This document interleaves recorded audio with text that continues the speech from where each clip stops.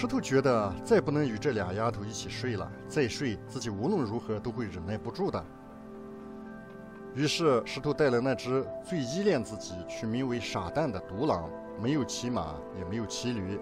徒步离开营地。也不知道走了多远的路，大约走了半天，累了一身又一身的臭汗，憋了好久的无管的冲动才勉强被压了下去。石头找了个背风山坳，用别在腰间的斧头砍倒几棵叫不上名的矮树，开始搭建小木屋。搭建小木屋，石头很在行啊。在前世的时候，这是他经常和伙伴们玩的游戏的一部分。只要把如胳膊一般粗细的木头竖立起来，顶上绑在一起，下面分散开，整个结构呈现圆锥状，然后再在外面横着编上小木条，再将草铺在上面，再压点浮土，就可以挡住风了。石头还特意把屋顶做成空心的，以便于在木屋里点燃篝火时烟能够出去。他可不希望再被烟熏死一次。现在在这个世界上，石头有太多的人牵挂了。独狼傻蛋是个捕猎能手，很快就抓来了5、6只鼠兔，自己享用了一半，另一半甩给石头。石头其实挺挑食的，毕竟前世在餐馆里工作，辽宋夏金时期，华夏的美食还没有那么发达。自从穿越到这个世界以来，几乎每顿饭石头都自己亲自做，才能够下咽。为此啊，春兰和族人们没有少埋怨他，让他远离包厨，干大事情，说男儿应该胸怀天下，而不应该只追求口舌之欲。但是他们自己也很喜欢吃石头做的饭，每次虽然埋怨不停，但都抢着吃。好在侯家集的族人们很多人学会了石头的手艺，春兰和爱江也学了不少。现在无锅无灶无调料，石头的身上只有一小袋盐巴。石头用匕首在外面的黄土坎上挖了个小洞，挖到1尺深的时候，又从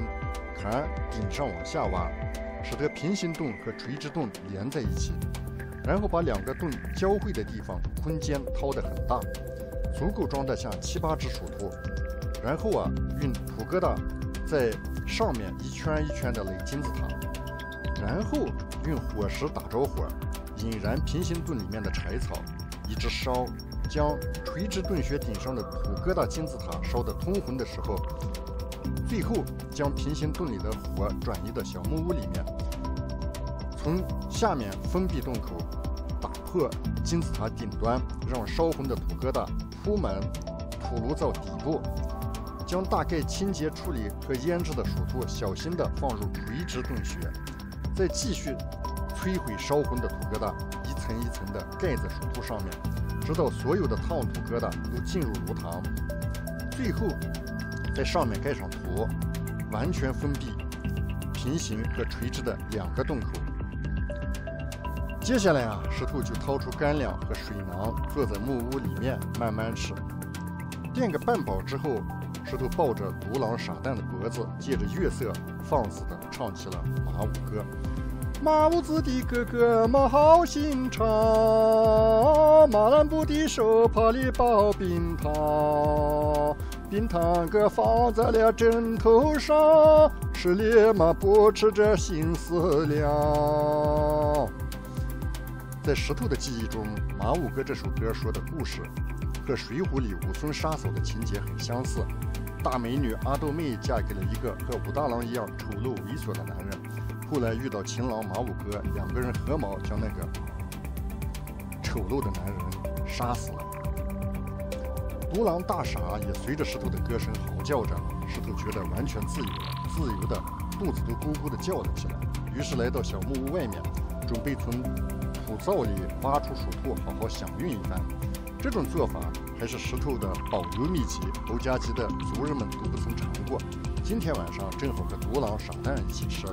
肉全部自己吃，骨头给傻蛋，谁让他傻呢？于是石头走出他的木屋，却看见一个猥琐的汉子蓬头垢面坐在土灶前面，炉膛已经被挖开，那汉子正在大吃大嚼焖烤好的鼠兔，空气里散发着浓浓的香味。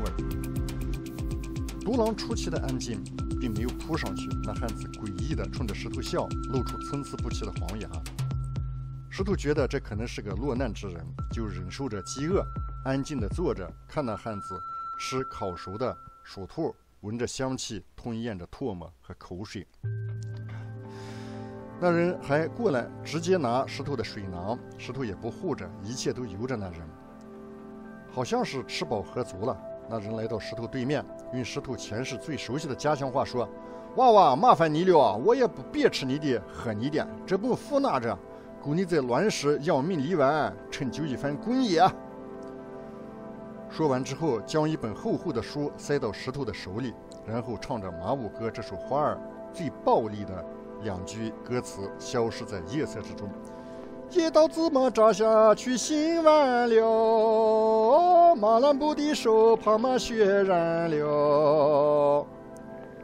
借着火光，石头看那书的封面，上面用石头前世最熟悉的简体字写着“老陈杂练”。要知道后事如何，咱们下回书再说。谢谢，再见。